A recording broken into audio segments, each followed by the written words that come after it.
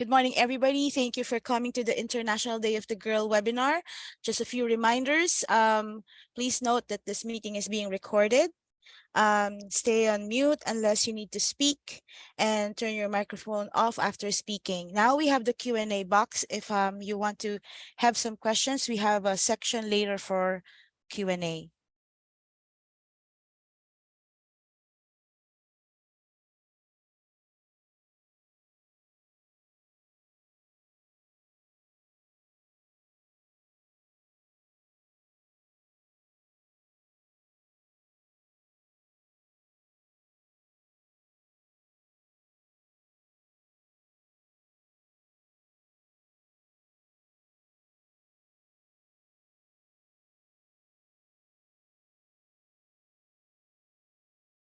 We believe in the potential of girls, women, and young people in all their diversity. We aspire to be included in all decision-making spaces. Queremos ver a más niñas y mujeres jóvenes como líderes de movimiento, activistas, agentes de cambio y políticas. Notre manifeste appelle les décideurs à ouvrir des voies de participation sûres, inclusives, accessibles et durables.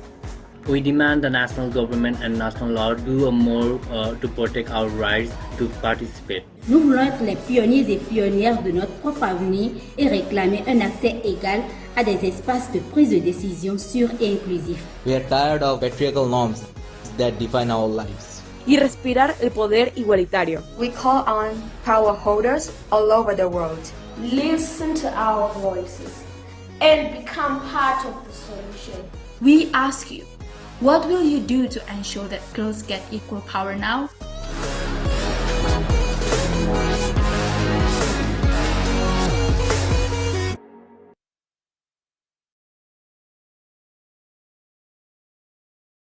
Good morning, everybody from Manila, Philippines. My name is Samantha Hong, and I'm the Chief of the Gender Equality Thematic Group here at the Asian Development Bank. It's our real pleasure today to be hosting this online event in partnership with Plan International in commemoration of the International Day of the Girl Child. And today is actually the 10th anniversary of the International Day of the Girl, so we're especially excited. We're hosting this webinar under the hashtag Girls Get Equal, measuring opportunities for women and girls. And I'm very excited because we'll be hearing from some really interesting speakers. In particular, we'll be hearing about Plan's 2022 Asia and Pacific Girls Leadership Index. And we will also be hearing straight from the voices of two young women girl leaders from our region. So without further ado, though, I'd like to invite my colleague to introduce the session. And this is Director General Ramesh Subramaniam, who is the Director General of our Southeast Asia Regional Department, where he's held that role since 2017. He's actually been with the Asian Development Bank for over 25 years, and his principal focus has been on structural reforms, economic policy formulation, and infrastructure financing. He's worked in selected sectors in 23 countries directly. He also brings a strong passion about helping our countries avoid and overcome crisis and post-disaster and manage post-disaster situations. So over to you, Ramesh, the floor is yours. Thank you so much, Sam, for that very kind introduction. Very good morning to all of you. In fact, watching that powerful video with the voices reminded me, this is a long time back, more than 35 years ago, what prompted me to focus on gender bias in my PhD work. In fact, voices, similar voices, but at a different time, different age, but nonetheless, clearly highlighting the need for action. Thank you very much for this opportunity, and it's great pleasure on behalf of ADB joining Sam and other colleagues to all of you to this session organized by ADB and Plan International, as Sam pointed out. Plan International has been a key civil society partner of ADB since 2013. We are delighted to continue our long-standing partnership. Earlier this year, in fact, we signed an MOU, a new memorandum of understanding between the two organizations. Our renewed MOU covers 4 thematic areas, and these are gender equality, youth economic empowerment. We heard a lot of youth in the video, meaningful youth engagement, and livable cities, which contribute to the strategic priorities and to tap into the expertise, technical expertise in both ADB and Plan International. Empowering women and girls in particular is integral to both of our organizations. It's one of the foundations of Plan International's mission and a key priority under ADB's Strategy 2030. Today, we are delighted to celebrate our joint commitment to accelerate progress on gender equality through this seminar to commemorate the International Day of the Girl. Today's webinar is particularly meaningful for two reasons. First, as Sam pointed out, it's the 10th anniversary of the International Day of the Girl.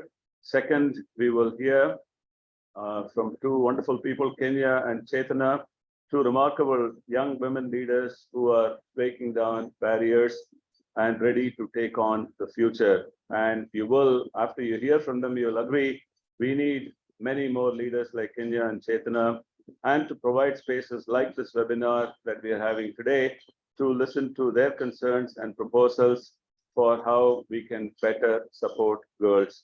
I also look forward to hearing from Sharon Kane, the Director of Subregion Plan International Asia and Pacific region, who will present the findings of Plan 2022 Girls Leadership Impact Index. Now, we made significant progress on gender equality in the region and particularly for girls. But today, fewer girls or in comparison, say, with 20, 30 years ago, fewer girls are getting married or becoming mothers at a young age, and more girls are literate and more of them are in school. But there is a big but here. Despite the significant progress over the last few decades, the reality is that girls continue to face challenges and violations of their human rights, such as gender-based violence and child marriage, and many still lack critical information and education on sexual and reproductive health. I noticed there are 40 participants here. There may be many more listening. I was actually wondering before this if I should share a personal story of mine. In fact, talking about children, I'm in my family more than about 45 years ago, a younger sister of mine was just taken away. There was a lot of child kidnappings in the part of India where I was, girl children particularly, no trace for the past 45 years. So this happens closer to home. This affects a lot of people. So these are issues we need to focus on. Now, just moving on, youth unemployment remains a significant challenge for our region, but the situation, unfortunately, is particularly worse for girls and young women. According to UNICEF, girls in Asia are 10 times more likely not to be in employment, education, or training compared to boys. This is the NEET ratio. For the last 7 years, ADB has supported Job Start, which is a youth employment program in the Philippines, which we are very happy that has benefited 20,000 young people. 50% of them are young women.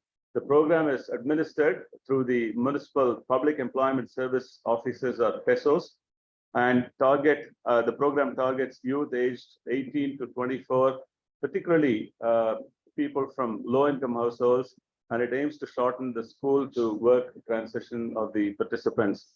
JobStart also includes a life skills training program, which has one-on-one career coaching, career guidance, and technical skills training. Those ready for a job are referred to employers, and hiring subsidies or wage supplements are given to employers to cover a young person's employment costs because of that bridging challenges that employers face as well as employees face. Programs such as these are critical for empowering girls and particularly young women and particularly girls.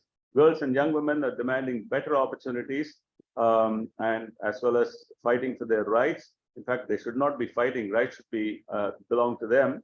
And I believe that ADB can continue to play a very critical role in investing in the future. And as we will hear today, girls need to be involved in both the decision making and designing of solutions that impact their future. It's now my great pleasure to hand over the floor to Kenya, who can, in her own words, tell us about why today is significant and what is her vision for the future. Thank you so much for listening to me. Kenya, over to you. Delighted to have you.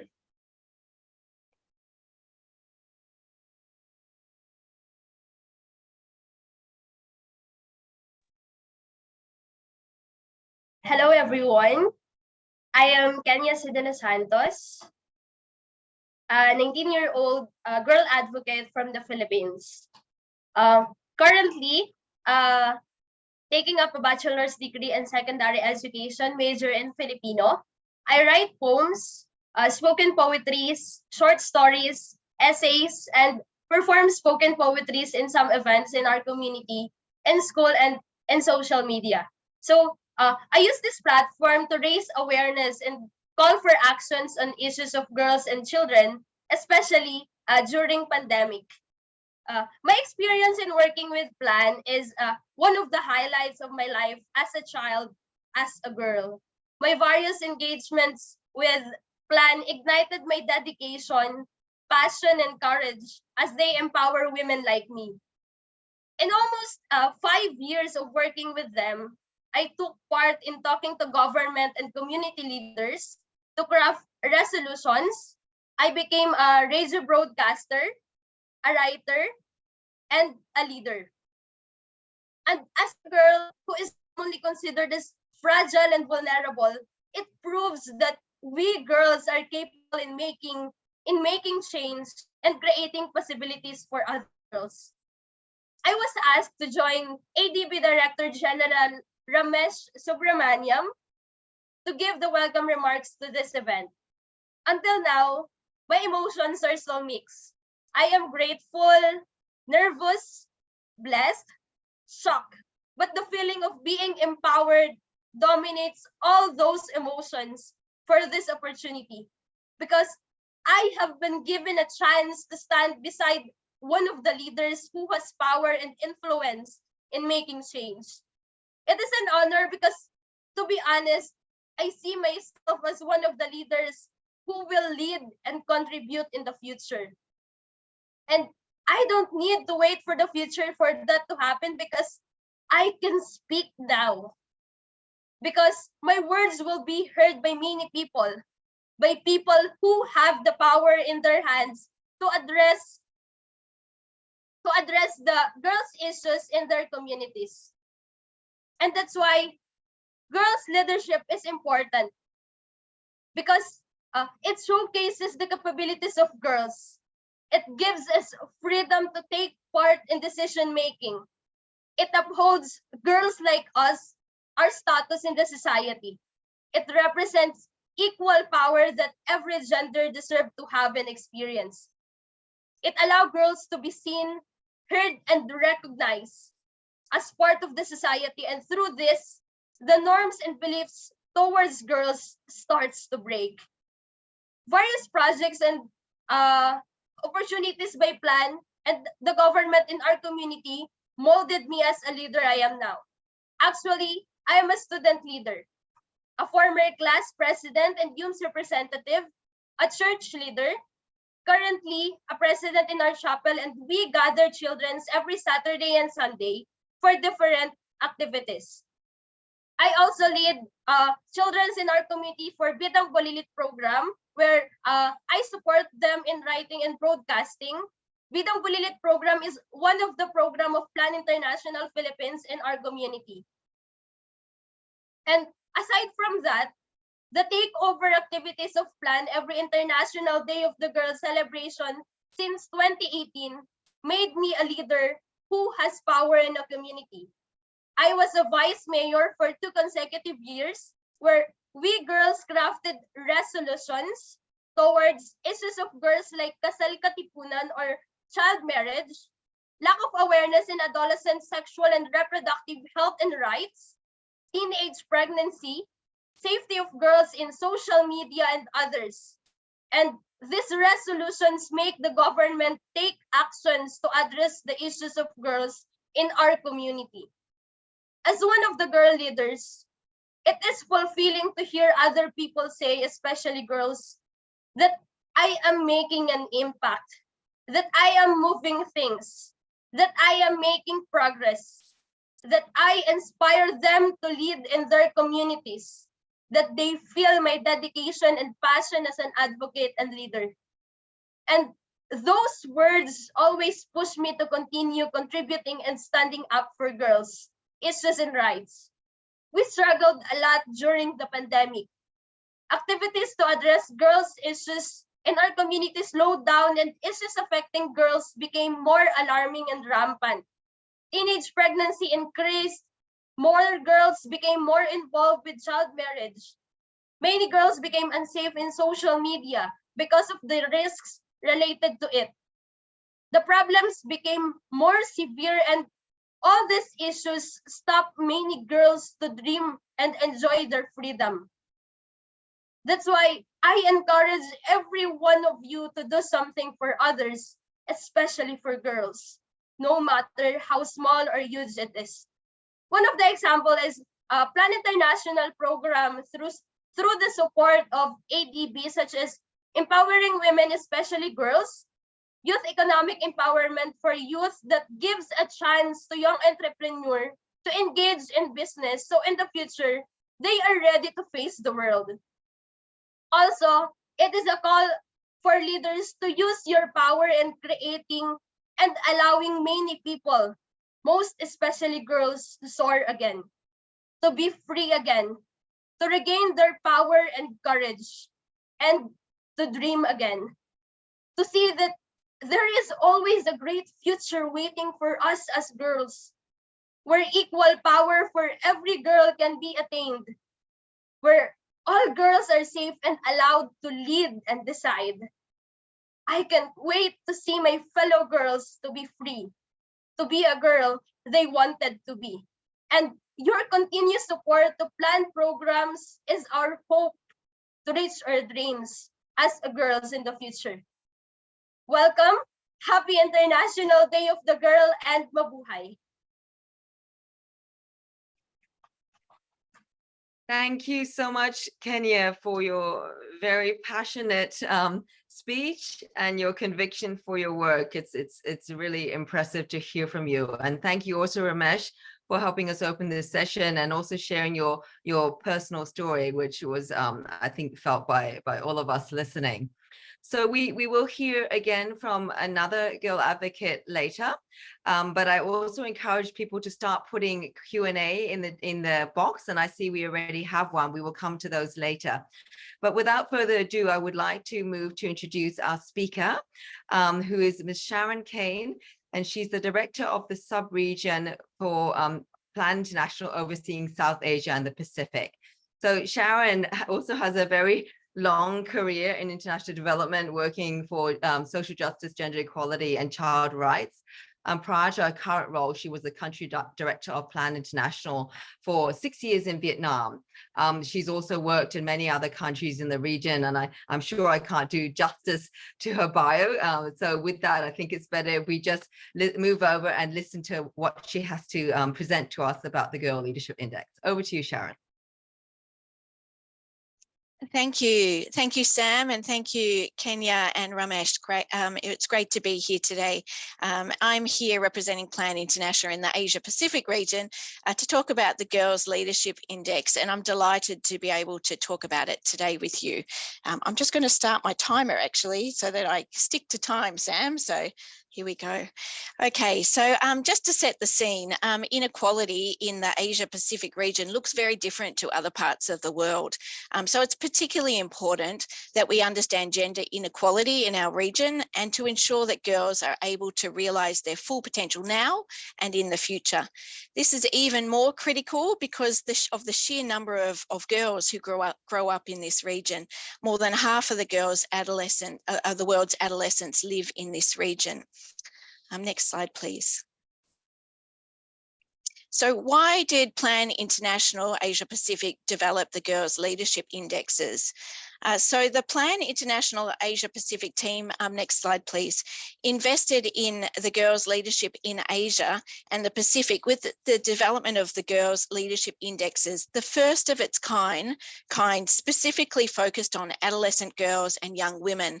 The GLI, the Girls Leadership Index, is part of our contribution to the Sustainable Development Agenda. And the GLI is an instrument that uses available data source from globally recognized databases to ensure that the opportunities of adolescent girls and young women in South and Southeast Asian countries and the Pacific Island member countries and territories are showing the ability to develop and to demonstrate leadership capabilities. The first Asia Girls Leadership Index was introduced in our 2020 inaugural Asia Girls report, and the index covers 6 domains, which are education, economic opportunities, health, laws and policies, protection, voice and representation. And in 2021, we updated the index and introduced the Pacific Index with an additional domain on climate action. In 2022, we then incorporated the climate domain action across the Asia Index and also the Pacific Index, and we updated it. So moving to the next slide, please. The objective of the Girls Leadership Indexes is to gain deeper understanding of the key trends and issues that either enable or constrain empowerment and leadership of adolescent girls and young women in this region. So Plan International conducted research on 19 countries that make up the Association of Southeast Asian Countries, ASEAN, and the South Asian Association for Regional Cooperation, SARC, and 14 countries in the Pacific Island countries and territories. We wanted to present data to show that investments in adolescent health and wellbeing are widely recognised as the best investments that can be made to contribute to the United Nations Sustainable Development Goals. Countries that invest in girls' development and equality are doing more than just investing in girls in their own right, but they're also investing in tomorrow's adults and as a result, in the future of their nation as a whole. So next slide, please. Next, please. How do we in Plan International define girls' leadership? So there is no single universal agreed definition on girls' leadership, and our research is not intended to provide a definition. Instead, it is our intent to identify the enabling and the constraining factors that affect adolescent girls and young women's ability to develop and demonstrate leadership capabilities across the world. For the purpose of the research, we consider leadership in a broad form as the individual competencies, the skills, and the environmental conditions that are required to support girls to exercise their agency, voice, and participation in their own lives, households, and communities. Next slide, please. So in the indexes of the Asia and the Pacific indexes, we look at 7 domains, and these domains are on the screen. It's about education, economic opportunities, laws and policies, political voice and representation, climate action, and health. Next slide, please. So although the domains are now in the 2 indices in the Asia and the Pacific, the indicators of how we measure those domains, those 7 domains, vary between the Asia and the Pacific. So in Asia, we have 29 indicators, and in the Pacific, we have 28 indicators. And this was done for a number of reasons. First of all, it was related to the availability of data across the 19 countries in Asia. Also about the availability of the international standard databases that were available to get the indicators. And also we wanted to look at indicators that were preferably within the last 3 years, except for climate action, which we added, where 2 indicators can be used with an average over the past 10 years.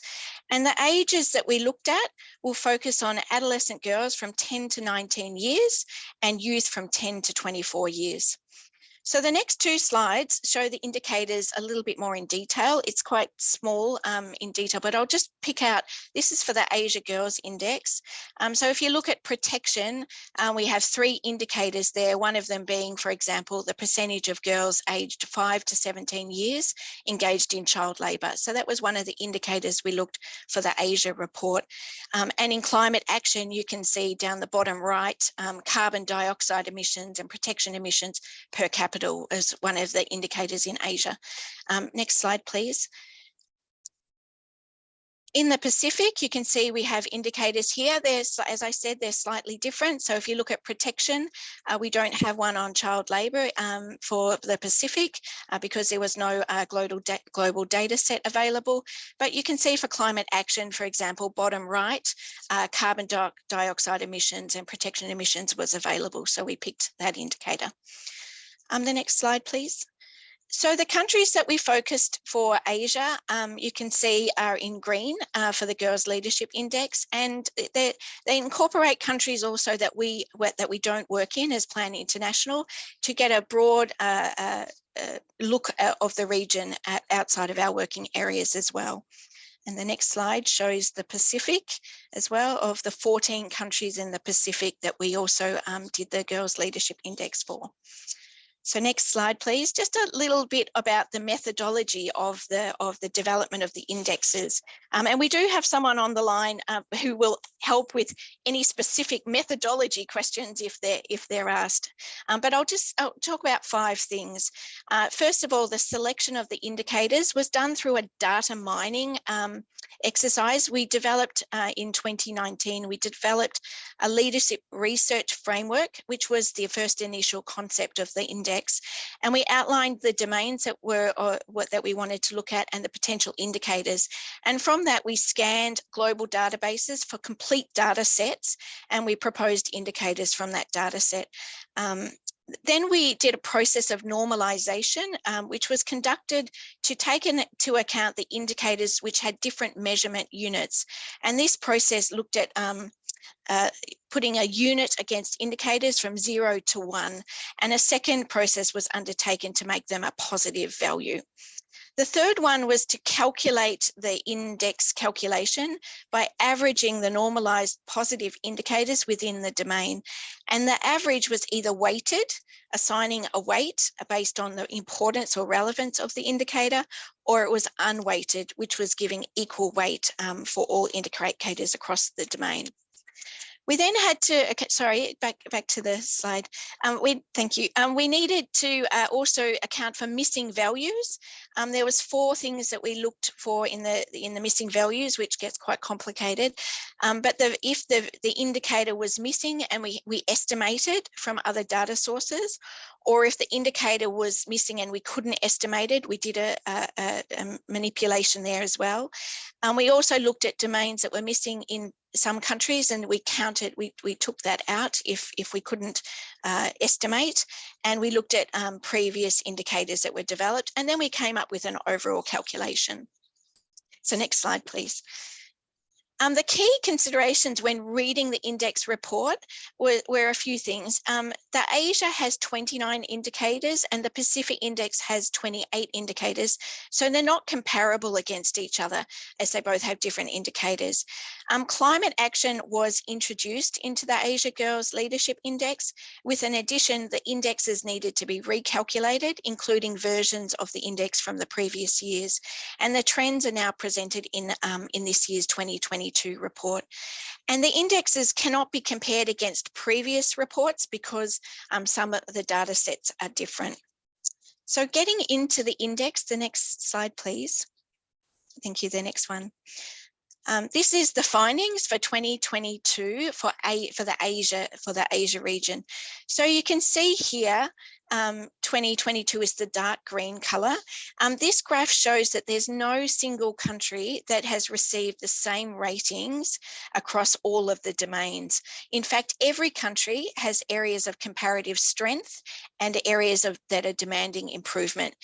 In Asia on the left, the 3 high-ranking countries for the 2022 Girls Leadership Index are Singapore, Thailand, and the Philippines, with positive increases from 2021 on all these 3 countries. The 3 lowest ranking countries on the left of the graph for the 2022 Girls Leadership Index are Bangladesh, Pakistan, and Afghanistan. The next slide, please. This shows the details of the countries in terms of the domains on where they rank. So you can see Singapore in sort of to the bottom of the table. It maintains the highest ranking, the first place across 5 of the 7 domains. So in education, economic opportunities, protection, health, voice and representation. It is noted that it actually comes 11th in terms of law and policies and 10 on climate action. Number 2 is Thailand, which is down the bottom of second bottom, and that shows that it's ranked number 1 in laws and policies in terms of the index, and 12th on protection, whilst the Philippines ranks first on laws and policies and 12th on health and climate action. The lowest, which is the 3rd lowest, which is Bangladesh towards the top, is showing that it's quite low on all the domains, particularly in protection. And then you look at Afghanistan up the top, which is the lowest ranked on all indexes in terms of where it sits across all the domains, with the highest level being on climate action at 11. Next slide, please. So looking at the Pacific, next slide, please. You can see here, this is the Pacific, the 14 countries on the Pacific. And as I said, the dark green is 2022, and we have the data from 2021. You can see there's positive changes across the countries, although they're not significant changes, as you can see from the arrows. The Girls Leadership Index decreased slightly in Palau, Nauru and Tuvalu, Solomon Islands and PNG, and the Girls Leadership Index has been maintained since previous years. In the Pacific, you can see on the left, the 3 highest ranking countries are New Zealand, Australia and Kiribati. And you can see the 3 lowest ranking countries are Vanuatu, Solomon Islands and PNG. In the next slide, please.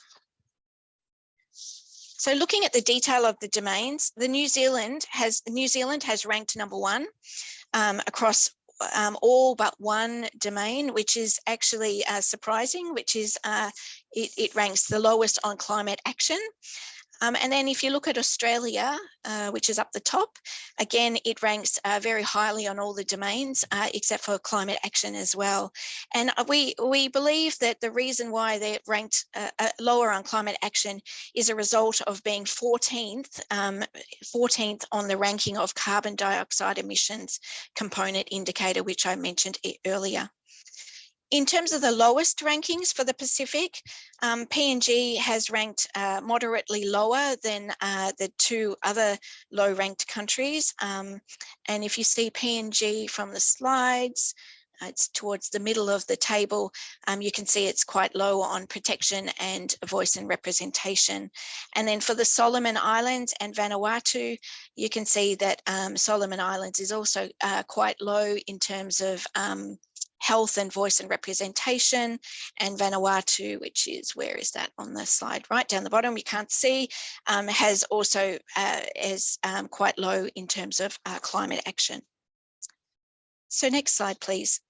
So the recommendation based on the index values, number 1, is we need to prioritise the lowest ranking countries and in terms of our support for girls leadership programming.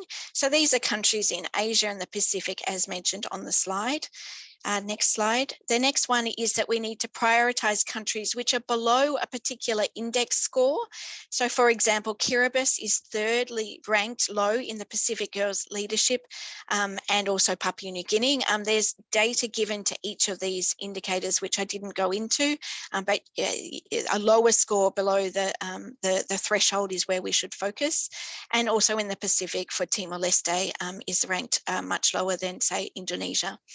The third recommendation is that we need to prioritize countries with greater change in ranking or a lack of change. So for example, Afghanistan has dropped from being 18th ranked to 19th ranked. So it's now the lowest ranked country in Asia. And Pacific, also Palau, Nauru and Vanuatu have also dropped since the previous year. And there's also been some no changes in places like Papua New Guinea or the Solomon Islands. And then if we look at the recommendations for the actual domains, the 7 domain results, we suggest that we need to prioritize the lowest ranking countries for each domain. So taking education as an example, we see that Asia, Cambodia, Timor-Leste, Nepal, Bangladesh, Myanmar, Laos, and Pakistan and Afghanistan are quite low on the education domain, which sort of indicates, for example, that we need to put more focus on girls' leadership in that domain. The second recommendation, again, like in the Asia region, we need to prioritize countries with a particular score in the domain that may be quite low in compared to other countries. And thirdly, we need to have recommendations towards supporting countries that have, no change in the index or a lower a drop like Afghanistan or Nauru or the Federated States of Micronesia or Palau. So moving on to our call for action. So what does all this mean? So across the Asia Pacific region, countries must make critical decisions about where to invest resources and how to monitor the impact of those investments on those who might otherwise be left behind, especially adolescent girls. So countries' investments in their young populations will influence the extent to which we can achieve the 2030 Sustainable Development Commitments. There's less than a decade left for us to achieve those sustainable development commitments. And so we're calling on all countries in Asia Pacific region to invest in adolescent girls now by developing adolescent girls development frameworks as part of the National Development Planning exercise and by reporting on these sustainable development goals. So as an example, in 2016, Lao PDR launched the NOI framework 2030 framework, which is the first ever national adolescent girls development framework in line with the 2030 agenda. So Plan International is also calling on regional multilateral bodies, especially ASEAN and SAARC, to support their member states to design, share best practices and implement these important frameworks. So next slide, please. So on this slide, you can see on the right, there's a visual of the NOI framework from Lao PDR. The NOI framework is a visual monitoring tool that highlights the 5 sustainable development goals related to the indicator that is particularly important for adolescent girls that the government of Lao PDR has committed to report on. On the left of the slide are the SDGs, and we can see that adolescent girls are considered a pivotal importance to sustain achievement of the SDGs, and they're not fully represented in the SDG indicators and are typically neglected in related international and national monitoring frameworks. The use of country-specific adolescent girls development frameworks, as I mentioned in the previous slide, will build on the most relevant SDG indicators for adolescent girls to ensure that we have age and sex disaggregated national census data that can help countries to invest in the right enabling environment so that girls can succeed. So I am delighted to have shared the results of the 2022 Girls Leadership Index that Plan International Asia Pacific has put together. We hope that it will guide investments by countries in where they can invest in girls and young women. And today I'm delighted to hand over to Chetana, who is from Nepal, and I'm looking forward to hearing from you, Chetana, of what this means for adolescent girls in Nepal. So thank you very much. Over to you, Chetana.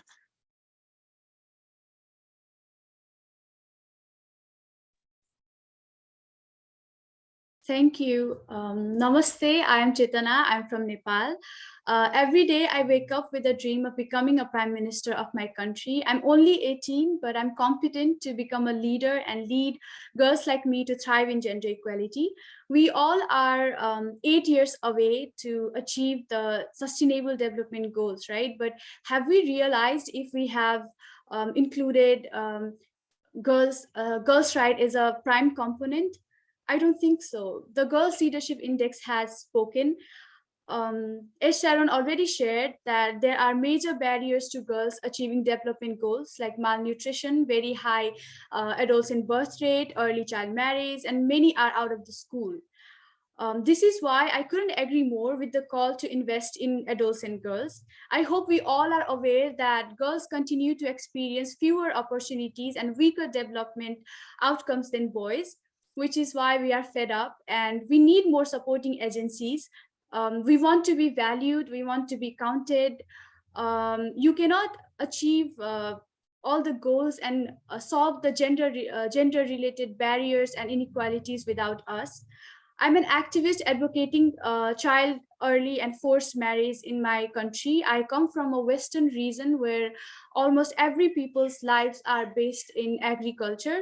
And due to the climate change and heavy rainfall, we are facing difficulties in harvesting and even in surviving because no crop means no earning, and no earning means our elder brother, sister, and parents have to migrate to India in search of job, which is why most of them become a victim of human trafficking.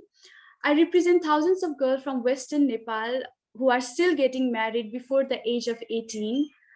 As I'm speaking here right now, there must be a girl who is getting married against her will. The legal age of getting married in my country is 20 for both girls and boys. But nearly 2 years back, I and my team of Adolescent Girls Club, we had to fight against the group of a group of parents who proposed to reduce the age of marriage to 16.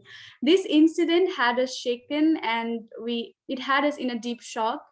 So we gathered from all over the district, and we drafted a memorandum and submitted it to the district administration office in the presence of mayor and with the press meet. This issue got limelight, and our local government denied the proposal of those parents. And instead, they started working with us. They started supporting us, and with all those efforts, I can proudly say that we were able to declare our rural municipality a child marriage free zone, together with in coordination with Plan International Nepal, local government, teachers, stakeholders, um, parents, teachers, and all in 2021. And till date, out of 81 wards, 55 wards has been declared as child marriage free zone. And I'm really glad that our local government is taking their own initiatives to declare the rest of the ward child marriage free zone.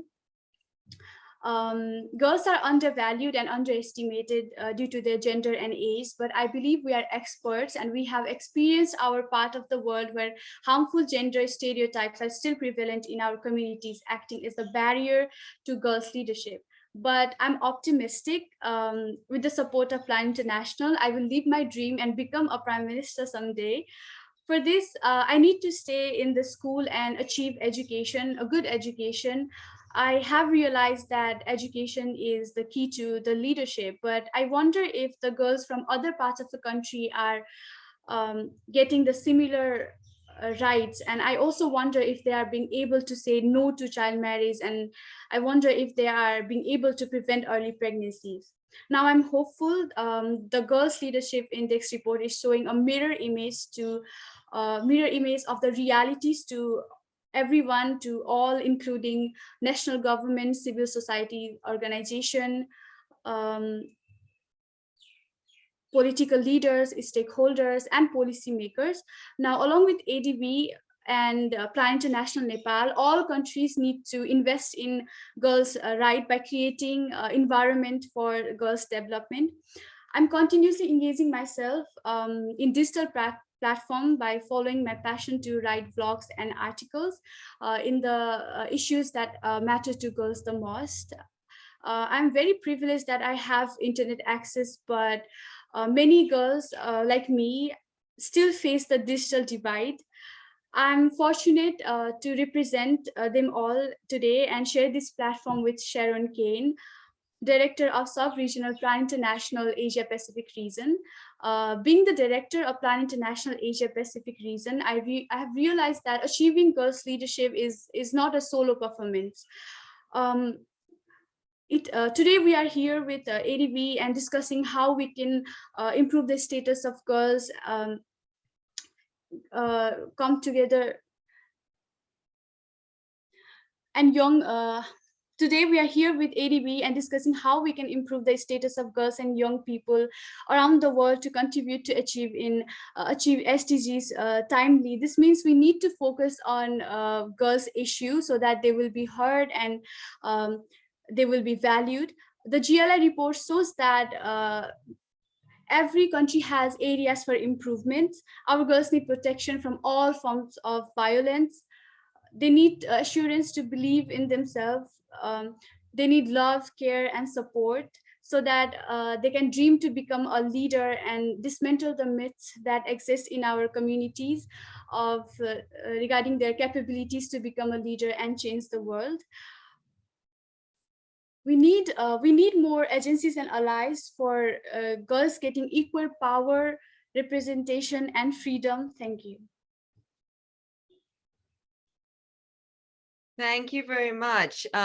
First of all, thank you very much, Sharon, for that really comprehensive presentation. I mean, you mentioned at the beginning that there is no universal definition of girls' leadership, but we also know that there are real challenges with data across our region and disaggregation of data. So tools like this are extremely helpful, providing that sort of level of rigor of analysis for governments, for engaging governments, but also for development organizations like ourselves. So I can see some Q&A and a comment coming in about whether we can share the presentation. I'm sure we probably can. But also, Chetna, I mean, like Kenya, what a powerful talk. I mean, to be honest, I'm really at awe at both of you. I don't think I could have given a speech like this when I was your age. It's amazing the confidence that you have and the ambition that you have. And I hope that one day we can see you in politics and we read the news. So thank you for giving your time. But we've got about 15 minutes now, I think, for some Q&A. And I'd really encourage people to put them in the chat. We've got some coming in. And thank you, Ramesh, you already answered one of them. But perhaps I can just pick up on one or two and ask you specifically. So there's a question for you, Sharon, about, given that data is a challenge, did you see particular aspects of data, and particularly in relation to tracking intersectional dimensions? Are there particular types of data that you see generally missing across the board? And, how do we work to build capacity for these data gaps?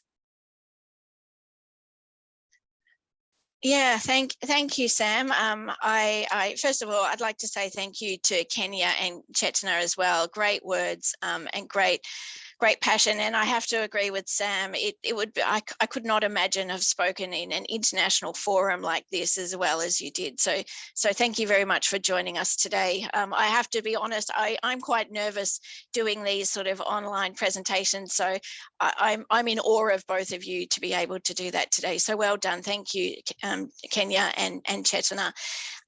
In terms of the question about data, I mean, it's really challenging, Sam, and I appreciate the questions that people have asked in the chat about how we can improve our collection of data. And what this Girls Leadership Index is trying to do is to use the available global international data sets to put together an analysis of where girls' leadership sits in Asia and the Pacific.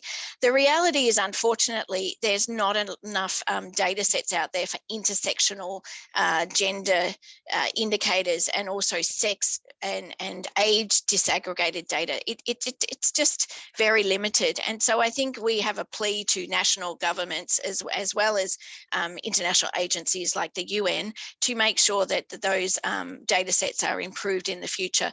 So we did our best in terms of getting the data that is available, but in terms of what's missing, lots is missing, a lot of things is missing. But it's a plea for all of us to make sure that we keep advocating for improved data sets in the future. Thank you, Sharon. So just following on the data, I might just group two of the questions together. One, I think, is probably just a technical one about why Korea, Japan, and China are not included. I'm sure that's probably something to do with the way your regions are configured. But the second one is a bit of an interesting one, and I was wondering that myself when I was listening. It sees, climate as one of the areas. First of all, it's interesting that you included it, and has it always been there, or what's been the motivation for including it? But secondly, that seems to be one that's a little bit out of sync with the others in terms of performance. And you mentioned it had something to do with the carbon emissions and that measurement, but it would be interesting to hear a bit more about that and whether you're seeing change in that space. Thanks. Yeah. Yes, thanks, Sam. So first of all, interesting question about why we didn't include Korea, Japan, and China. As I said in the presentation, we included countries that Plan International operates in Asia and the Pacific, but we also included countries where we don't have an operating presence. The reason why we didn't include Korea, China, and Japan was primarily because the global data sets aren't there, the international standards, and there wasn't enough information to try and pull together across a number of indicators. So in Asia, for example, as I said, we had 29 indicators. In the Pacific, we had 28. There wasn't enough of the global data set across those countries to put them into the index, which is surprising actually when you look at, they're quite big countries in terms of population, but the data wasn't strong enough, not strong enough, but wasn't consistent enough to pull together, so we didn't include them. In terms of the climate action, for where we sit in Asia Pacific, when we talk to youth and particularly young girls across the areas that we work, climate action and climate justice is one of the key themes and principles that youth are telling us is where the world, the nations need to focus. So climate action is a real significant concern for girls and young boys themselves. And so we saw it was imperative as Plan International Asia Pacific to improve our programming and our influencing approaches into the climate action domain. So that was the primary reason why we added it to the indexes, because that's what youth are telling us is one of the key issues that is stopping development of girls and boys in the region. And it's a key area that girls can have strong leadership capabilities to influence change. So that's why we added it. In terms of the reason why some of the countries are low on the domain on climate action. I mean, I am no expert on that at all, to be honest, but I think it's because of hasn't been an agreement on some of those higher level indicators like carbon dioxide emissions from a number of key states. So I think that is why the levels are low. But yeah, I was actually surprised as well to see that that domain quite low. In terms of sharing the report, absolutely. This is like our launch of the report, our Girls Leadership Index, and we will be sharing that externally with everyone after today. Great, thank you, Sharon. I might turn now. There's a question for Kenya and Chitana. Maybe you can take turns answering. The question is, what has made the biggest difference in your lives that has allowed you to become leaders in the community? If you could just say sort of one big thing. It's probably not easy to choose, but maybe one of you who would like to share first. Can you jump in? Yes. Good morning, everyone. So,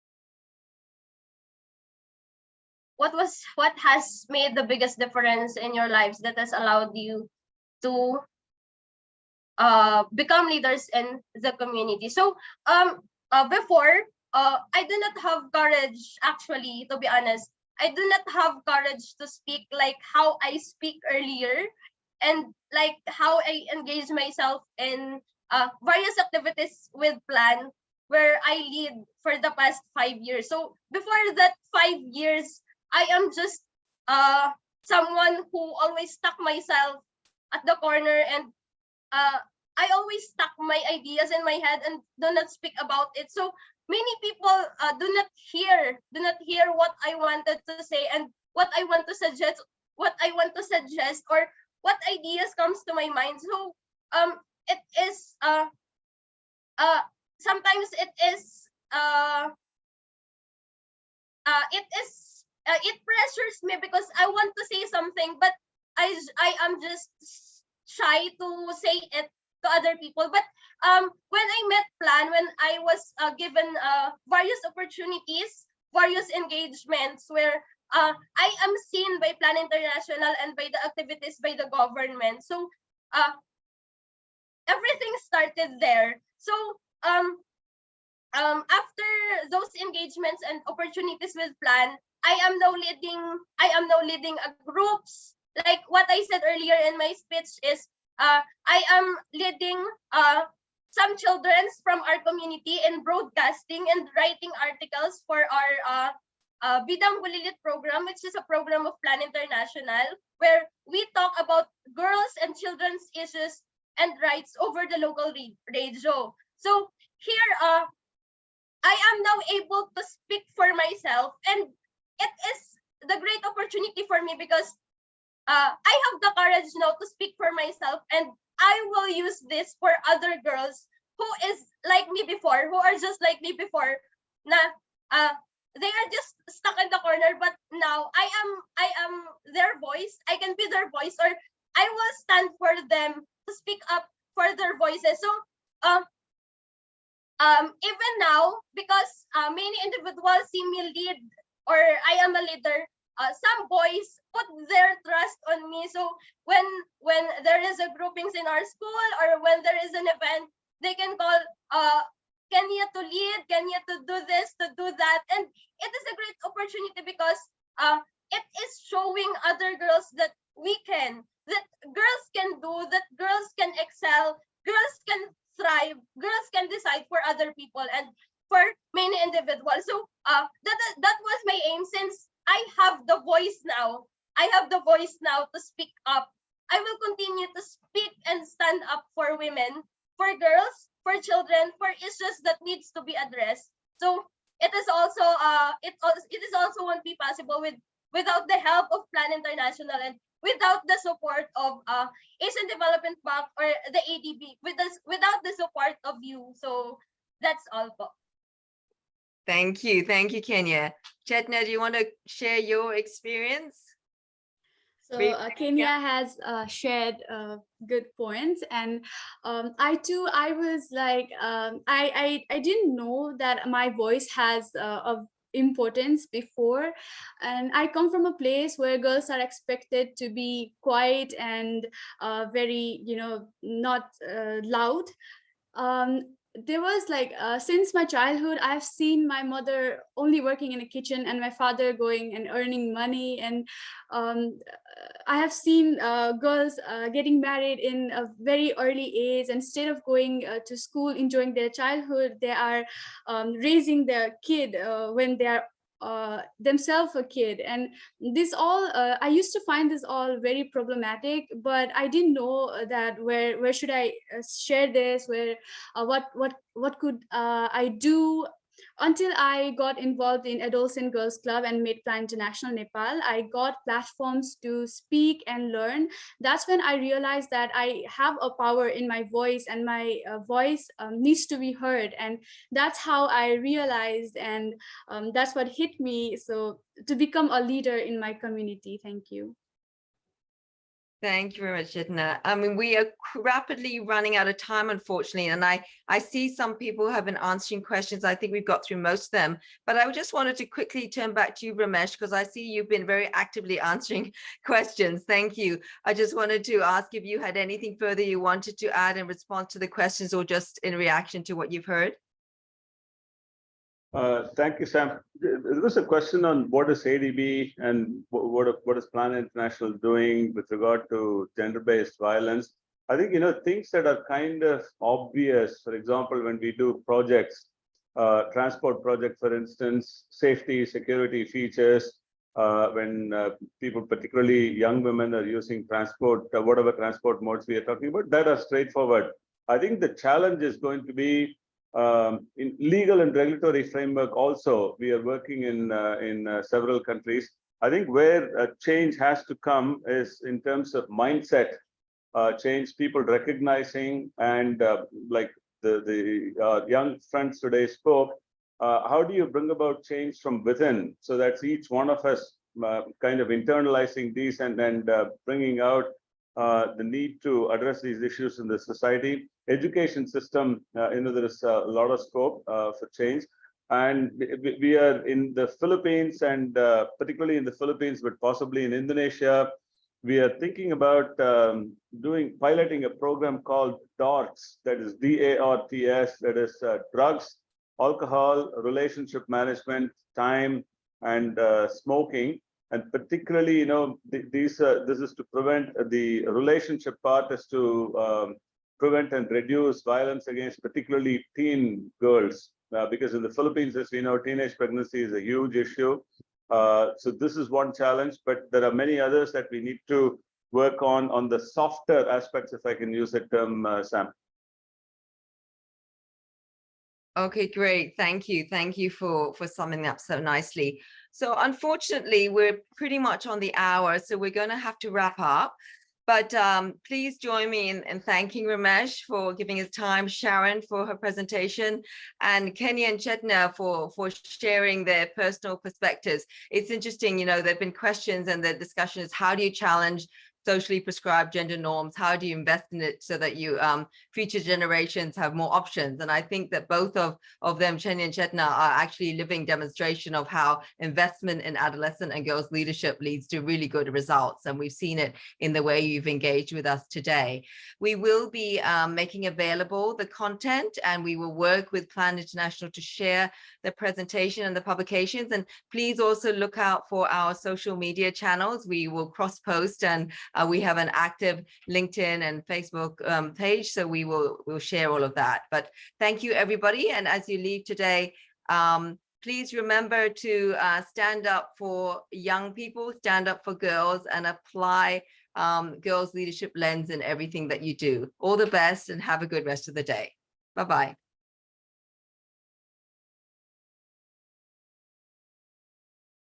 Thank you very much. Thank you, everyone. Bye-bye.